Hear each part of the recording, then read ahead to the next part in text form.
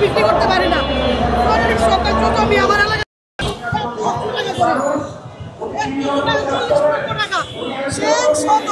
আমাদেরকে দিতে হবে।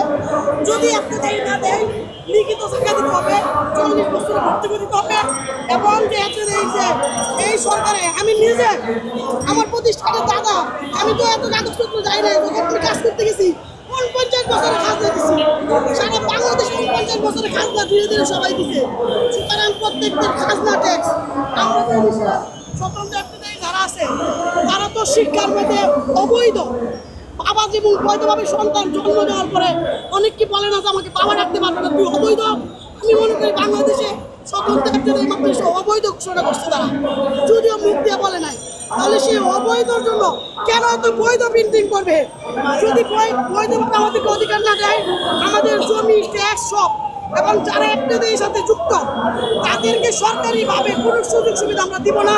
আমরা লিখিত আকারে এখানে বঞ্চিত করে দেওয়া যাবো। আমাদেরকে রোহিঙ্গার মতো বাঁচবো আমরা। আমাদেরকে বহির্বিশ্ব দেখবে, যদি বাংলাদেশ না দেখে বহির্বিশ্ব দেখবে।